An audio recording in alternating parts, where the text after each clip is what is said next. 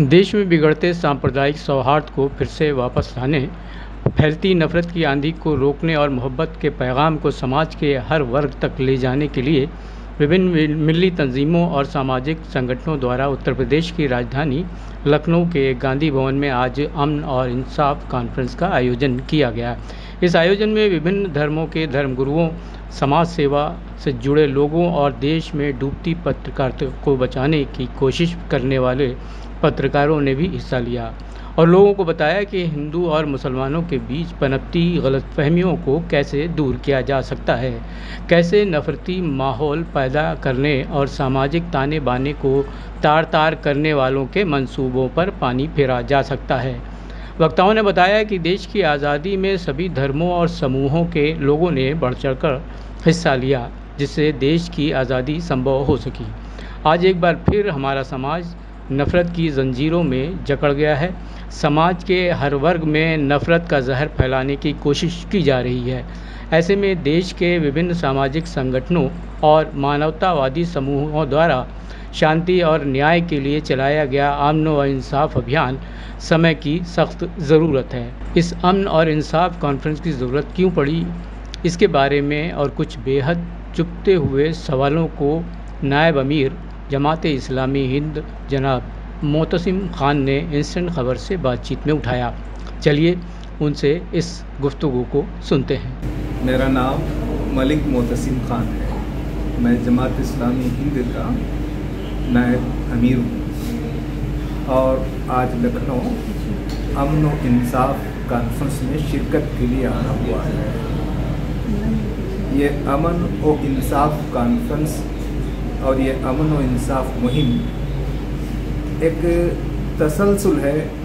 कुछ दिनों कबल हमने अहमदाबाद गुजरात में इस किस्म का प्रोग्राम किया था और 2-4 रोज़ कबल गुवाहाटी आसाम में हमने यही प्रोग्राम किया था और आज लखनऊ में कर रहे हैं। इसके बाद हम मुल्क के दीगर हिस्सों में भी इस किस्म का प्रोग्राम करेंगे।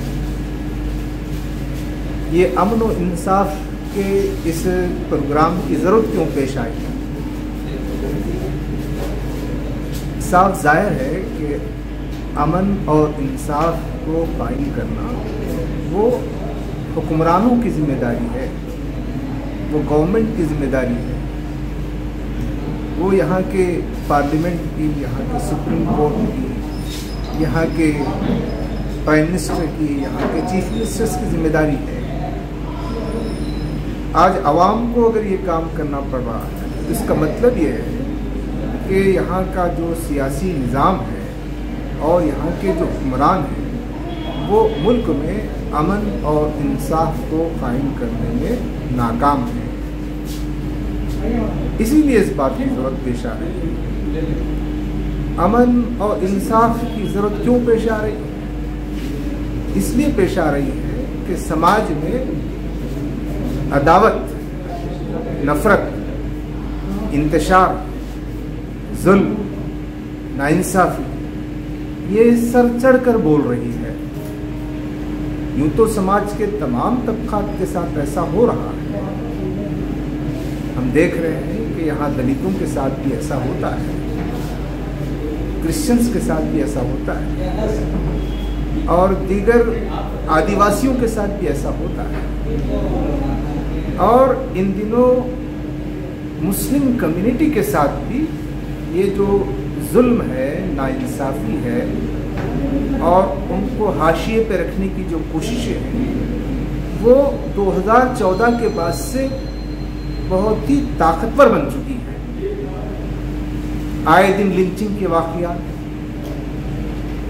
आए दिन हरासमेंट, आए दिन जेनोसाइड की काल। हालिया दिनों ट्रेन में एक पुलिस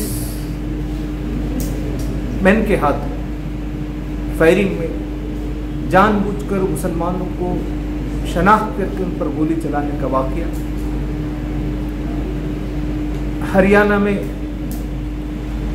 जो हमले हुए, जो तलवार, जो पिस्तौल और जो असलहा उसको लहरा कर ان آبادیوں میں خوف اور دہشت پھیلانے کی کوشش. گروگرام میں ایک مسجد کے امام نوجوان شہید کر دیا گیا. اچھا، ابھی یہ سب باتیں اس بات کو ظاہر کرتی ہیں کہ دیش میں امن اور انصاف سے محروم کیا جا رہا ہے. اس کے لیے مسلم سماج کو بھی بیدار کرنا ہے, غیر مسلم سماج کو بھی بیدار کرنا ہے. جب تک یہاں کا جو غیر مسلم سماج ہے وہ خاموش تماشائی بنا رہے گا, صرف مسلمانوں کے بیدار ہونے سے امن اور انصاف قائم نہیں ہوگا. یہاں جو غلط حکمران ہے اور جو غلط طرز حکمرانی ہے, اس کو بدلنا یہاں کے تمام باشندوں کی ذمہ داری ہے.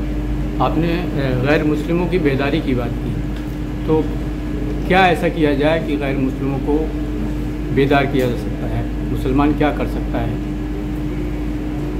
میں تو پہلے ہی بتایا ہوں کہ امن کا, انصاف کا قائم کرنے کا جو فرض ہے وہ حکومت کا ہے. امن اور انصاف کے بجائے جو ظلم, دشمنی, نفرت ہے وہ کئی طریقوں سے ہو رہی ہے. مثلا کتابوں میں, اسکول سلیبس میں نفرت کی کہانیاں پڑھائی جاتی ہیں.